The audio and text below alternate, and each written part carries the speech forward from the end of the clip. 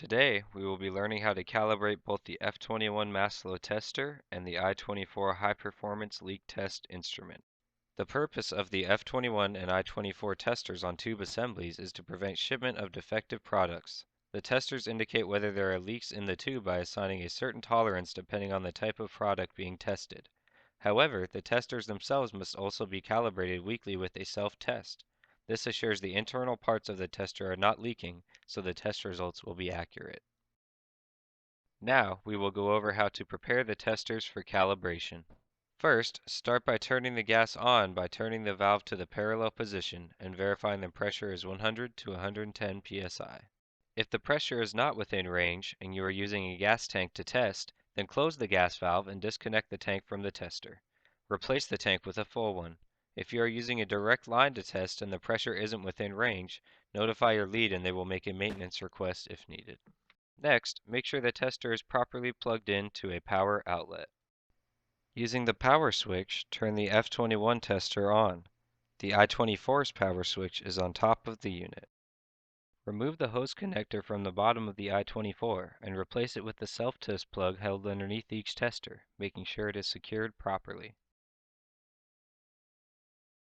To prepare the calibration for the F21, press the self-test button once to prepare the weekly self-test.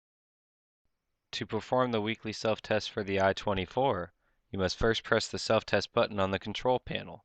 Scroll down with the down arrow until you reach self-test. Press the edit button once. Press the left or right arrow once so the display changes to yes. Then press enter once. Now, press start or enter to begin the test.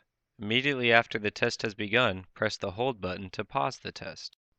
The self-test uses 95 psi as the target pressure, so adjust the pressure using the pressure regulator on the bottom of each tester. Loosen to decrease the pressure and tighten to increase the pressure until you have reached 95 psi. Press the hold button again to complete the test. If the self-test is a success, the green light will be illuminated, indicating a passing unit. Locate the paper alongside the tester, then date and initial it, verifying you have performed that week's test.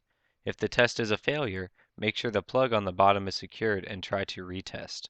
Notify your lead if the issue continues, and they will contact manufacturing engineering to replace or repair the tester. For the I24, hit the monitor button to return to the testing screen. Next, remove the self-test plug and place it back underneath the tester. Secure the test hose connector to where the plug was previously. Make sure it is properly secured. Whenever you are finished testing, remember to turn off the power to the tester using the power switch, and shut off the gas by returning the valve to the perpendicular position.